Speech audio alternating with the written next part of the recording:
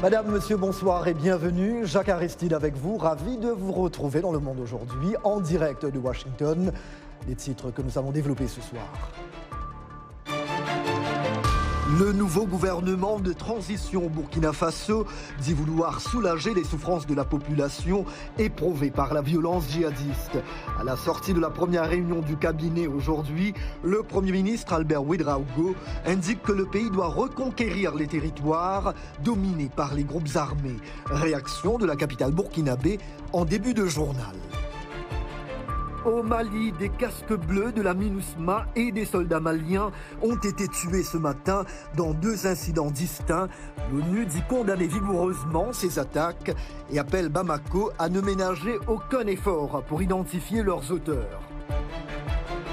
Nouveau pourparlers entre Russes et Ukrainiens aujourd'hui au Bélarus, avec pour objectif de trouver un règlement à la guerre menée en Ukraine, où les bombardements des villes se poursuivent.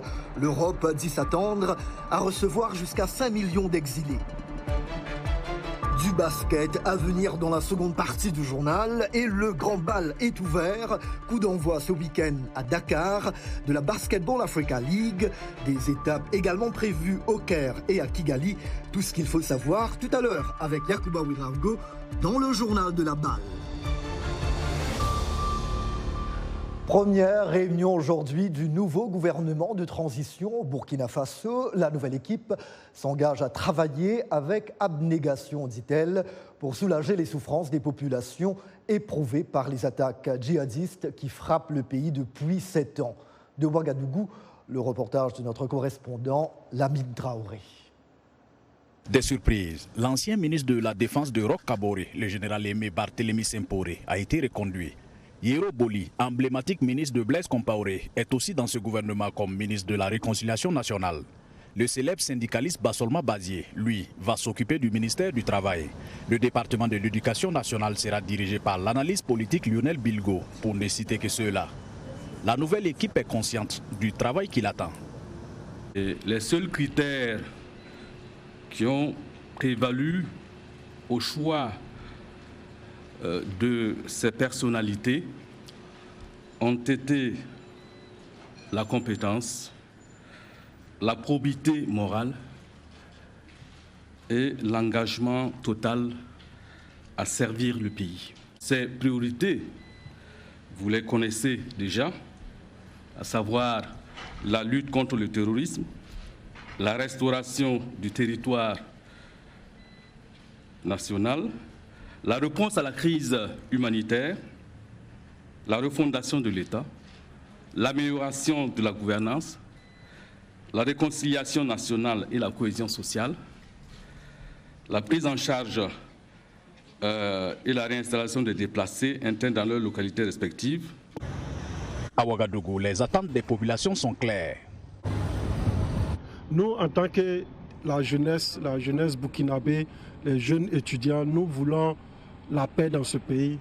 D'abord la paix, voilà, la sécurité. Sans la paix, on n'y peut rien. C'est la restauration de la sécurité et la cohésion. En tant que jeune étudiante, c'est la promotion de l'emploi pour jeunes. On peut dire que tout est en train de se mettre en place. Un président investi, un premier ministre nommé ainsi que les membres de son gouvernement. Reste maintenant l'Assemblée législative de la transition qui ne devrait pas tarder. Le Premier ministre Albert Ouedraogo a officiellement pris fonction cet après-midi. Lamine Traoré pour VOA Afrique, Ouagadougou. Nouveaux assauts meurtriers au Mali voisin. Au moins 2 casques bleus de la MINUSMA, c'est la mission des Nations Unies dans le pays, ont été tués ce matin à Mopti. Dans une attaque séparée, au moins 2 militaires maliens ont trouvé la mort ce même lundi matin. C'était lors de combats dans la région de Gao. L'ONU condamne vigoureusement ces attaques et demande aux autorités de Bamako de ne ménager aucun effort pour identifier les auteurs. Par ailleurs, la mort de 27 soldats vendredi lors d'une attaque contre un camp militaire provoque des préoccupations à Bamako. Davantage avec Jenny Kapumbouvila. Les Maliens interrogés se disent inquiets face à un avenir incertain pour les habitants de ce pays, théâtre de nombreuses attaques djihadistes. Celles perpétrées ces 3 derniers jours suscitent condamnation et frustration au sein de la population. Nous sommes très inquiets parce que d'autres attaques ne sont pas à exclure dans cette zone-là. La zone est fortement menacée. Le camp de Mondoro, proche de la frontière avec le Burkina Faso, a été à plusieurs reprises par le passé la cible d'attaques de groupes djihadistes. Il s'agit de l'attaque la plus meurtrière rapportée contre les forces maliennes depuis plusieurs mois. Le camp se trouve dans l'un des principaux foyers de la violence qui, parti du nord du Mali avec des insurrections indépendantistes et djihadistes en 2012, s'est étendu au centre du pays, puis au Burkina et au Niger voisin. Bon, vraiment, la situation est très critique, il faut reconnaître. Aujourd'hui, on ne sait même pas que dire, on ne sait même pas que faire. Tout le monde entier voit la situation aujourd'hui à Mondoro. Ça n'a pas commencé aujourd'hui. Ça fait 3 ans, nous sommes dans la même situation. Il y a des mines qui explosent à tout moment. Il y a nos parents qui meurent les jours au lendemain, ainsi que les femmes.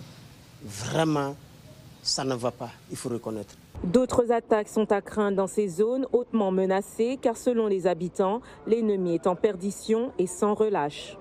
C'est triste ce qui s'est passé à Mondoro, mais il fallait s'y attendre. Parce que nous sommes face à des gens à la limite invisibles.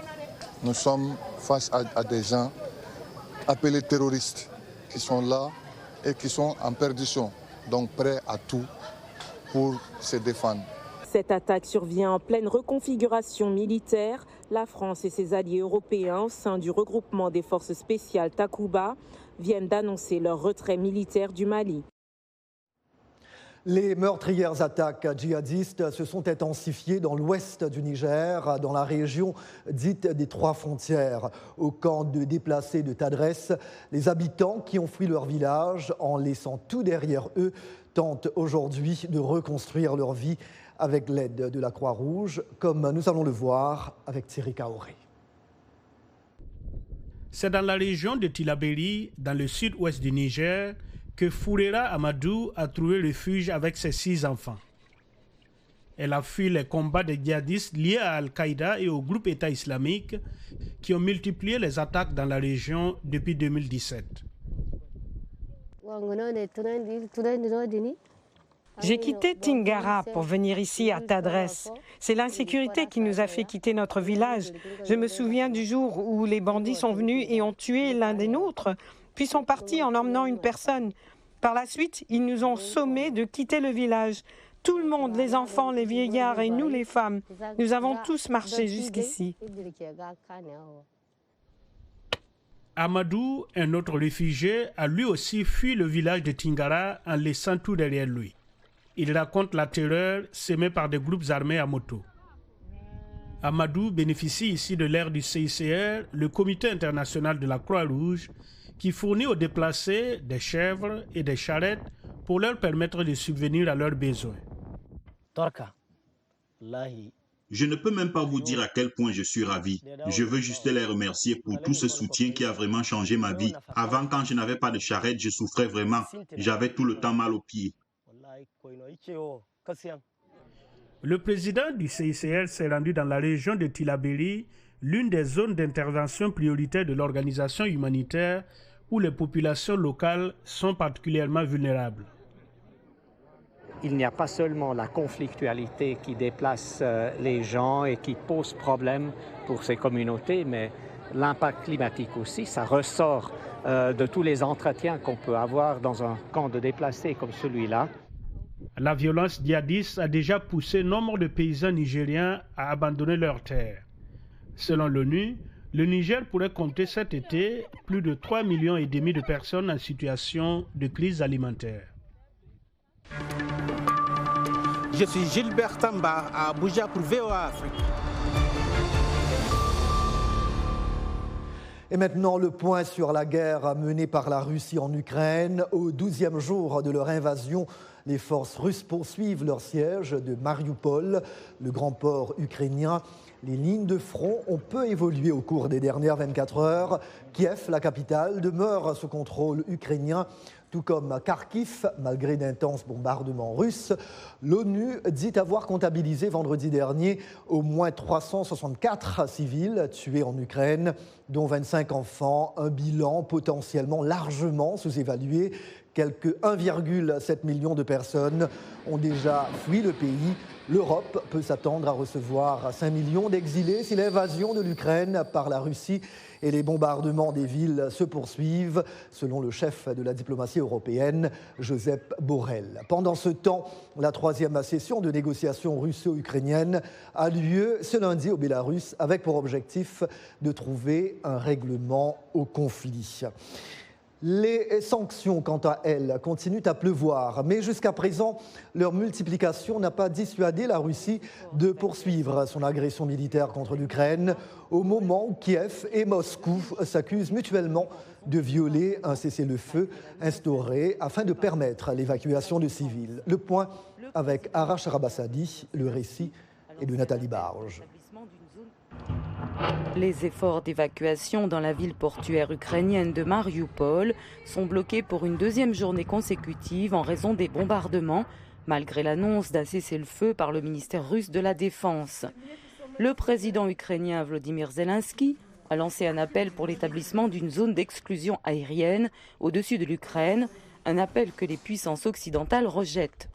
Je pense qu'il y a beaucoup de choses que nous pouvons faire pour aider l'Ukraine à se protéger à la fois des frappes aériennes et des frappes de missiles, mais je pense que les gens doivent comprendre ce que signifie une zone d'exclusion aérienne. Ce n'est pas une règle que vous pouvez adopter et que tout le monde doit respecter. C'est une volonté d'abattre les avions de la Fédération de Russie, ce qui serait le début de la 3e guerre mondiale. Au fur et à mesure que les forces russes bombardent certaines villes ukrainiennes, les puissances occidentales augmentent les sanctions contre le président Vladimir Poutine et ses proches, faisant chuter la valeur du rouble. M. Poutine a qualifié ces sanctions de déclaration de guerre, alors qu'il en mène une lui-même contre son voisin. Ce n'est pas une voie facile pour le président Poutine. Et comme vous le savez, nous avons obtenu 141 voix contre les Russes au Conseil de sécurité.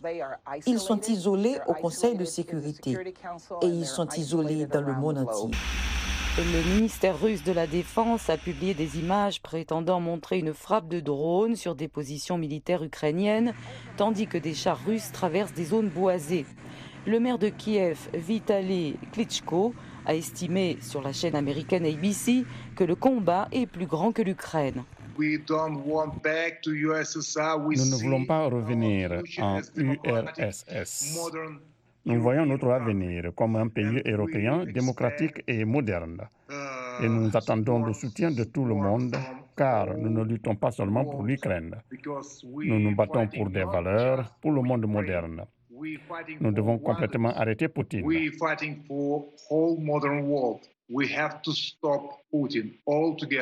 L'évacuation de la population se poursuit à Kiev, où les forces armées ukrainiennes se préparent aux avancées russes.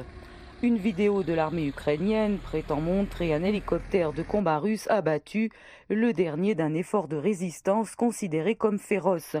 L'Occident semble prêt à poursuivre son soutien matériel à l'Ukraine, sans engagement militaire direct dans cette guerre.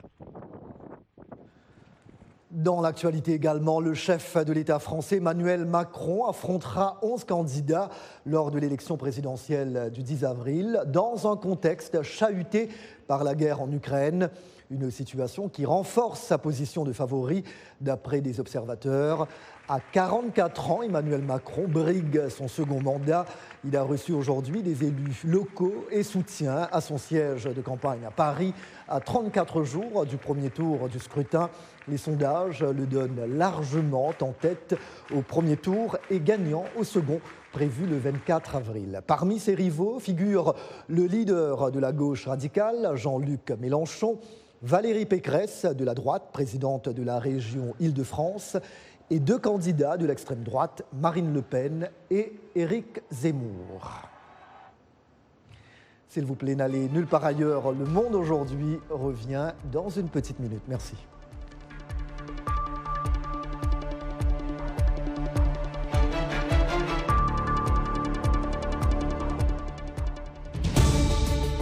Washington Forum, le rendez-vous hebdomadaire de VOA Afrique à ne pas manquer.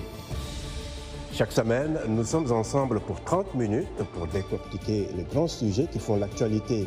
Avec nos analystes et nos reporters, nous allons au fond des choses. Politique, économie, société, culture. Nous posons le débat et nos analystes sont là pour apporter l'éclairage. Washington Forum, c'est aussi vous, le public. Vous pouvez participer en réagissant au thème de la semaine sur nos réseaux sociaux. La rédaction de VOA Afrique vous donne rendez-vous sur ses chaînes partenaires, son site voaafrique.com et sur ses plateformes numériques pour prendre part à ce forum réalisé dans nos studios à Washington. À très bientôt dans Washington Forum.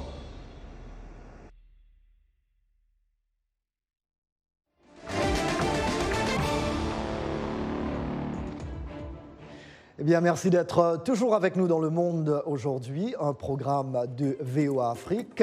Et c'est donc parti pour la BAL, la Basketball Africa League.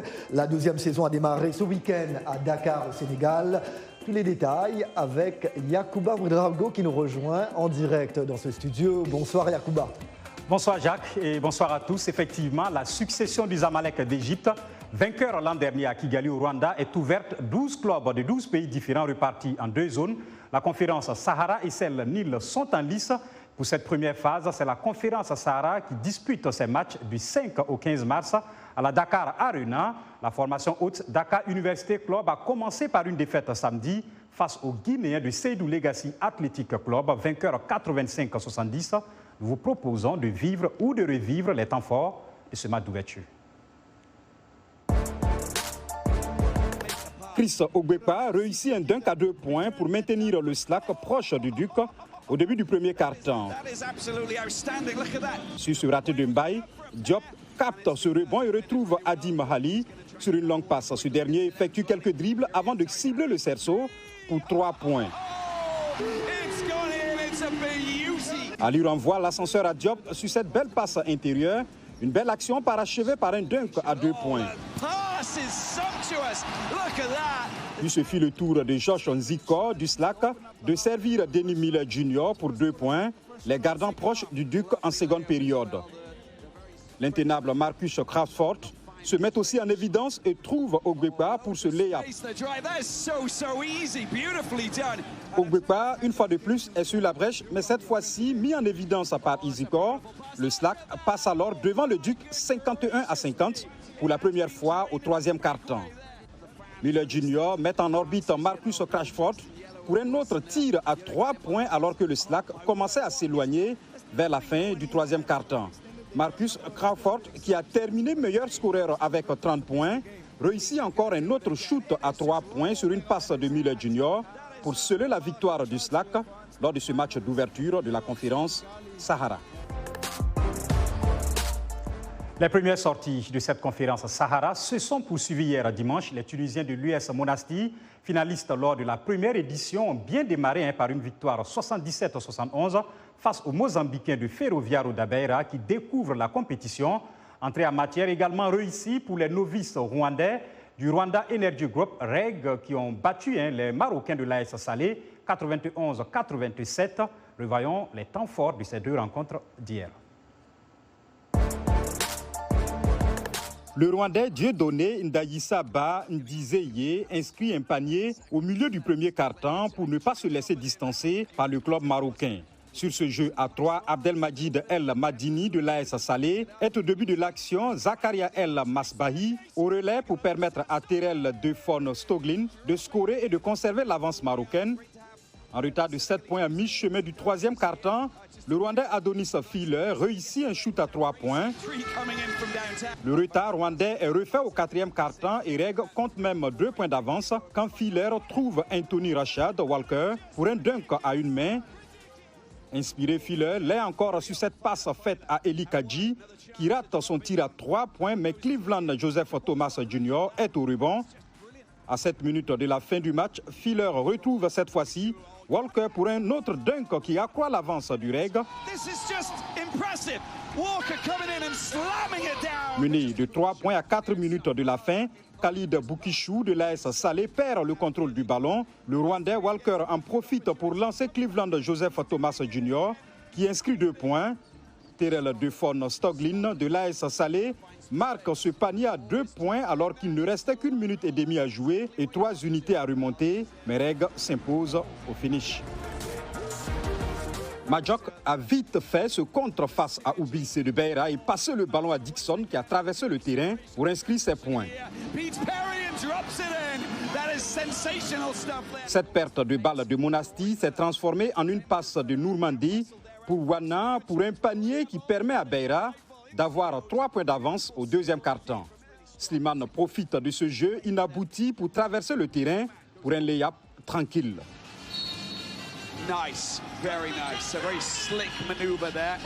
Beira prend une avance d'1 point au début du 4e quart-temps grâce à un panier d'Orizou.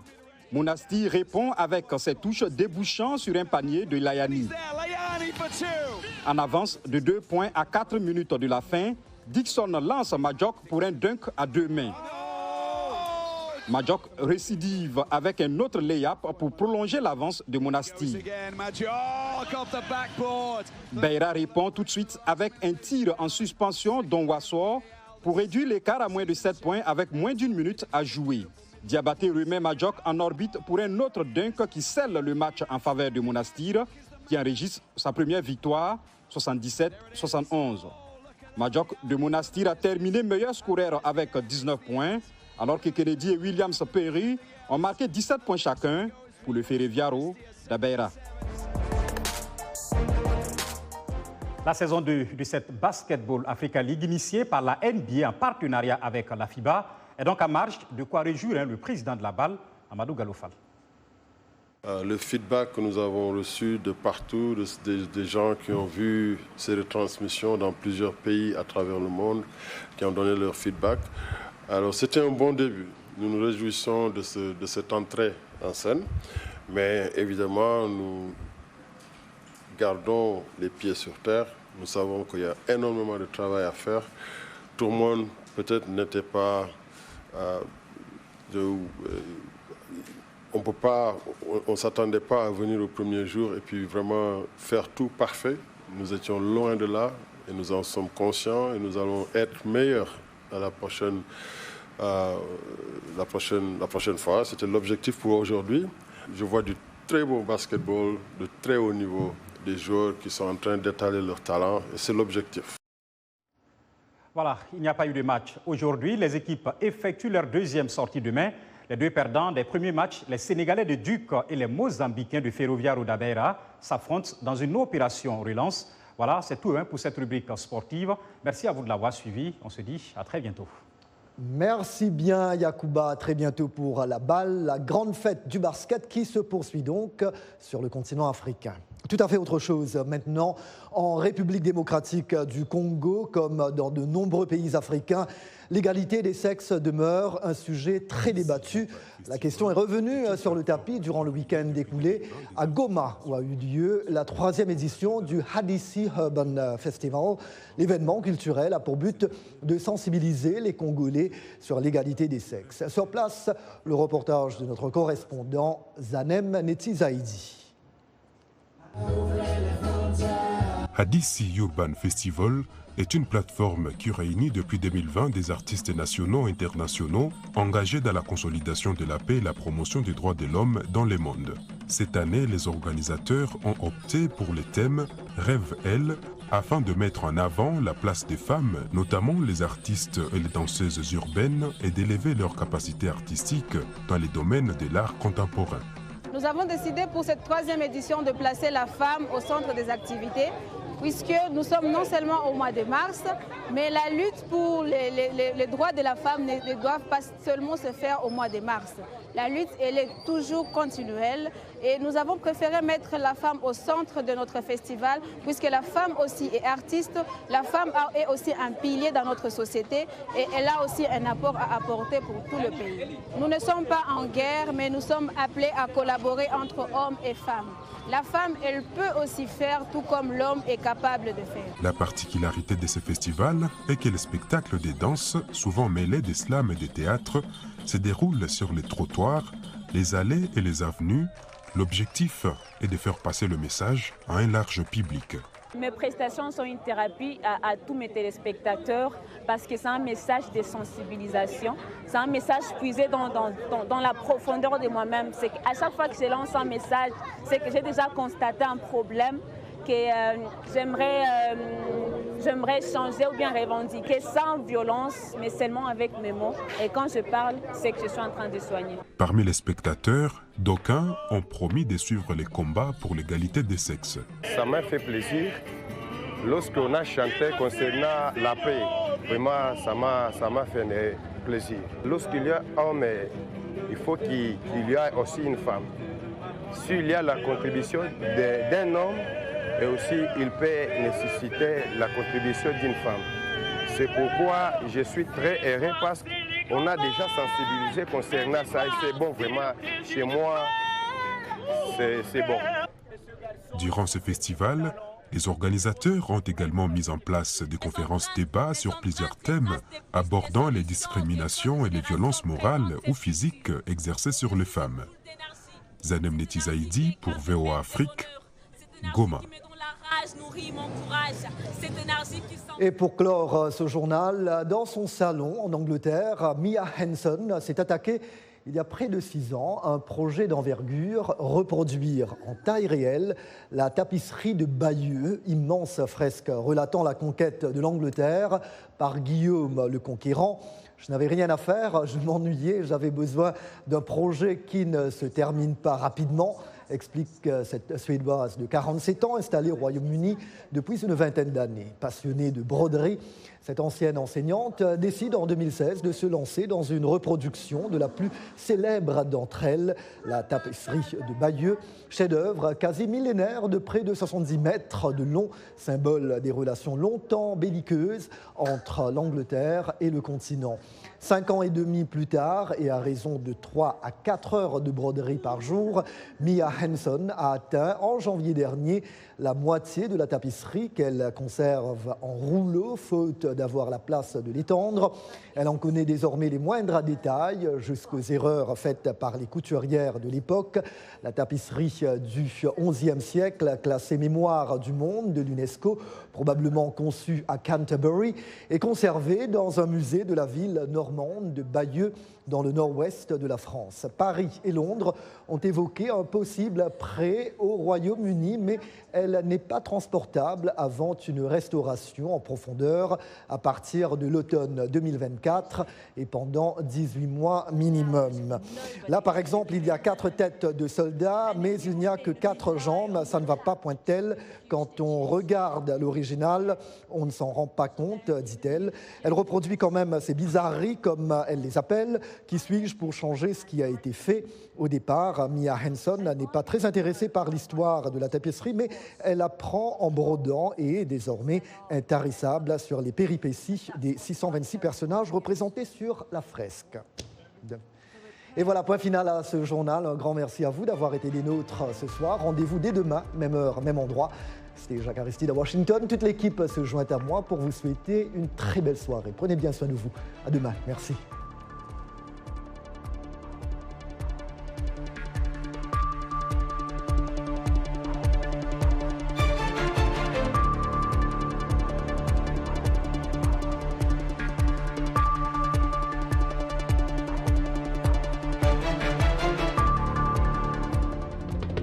La saison 2 de la Basketball Africa League est là. Après une saison inaugurale historique, 12 champions nationaux de tout le continent sont prêts à concourir pour la saison 2022. Du 5 mars au 28 mai, branchez-vous et suivez la balle sur la voie de l'Amérique.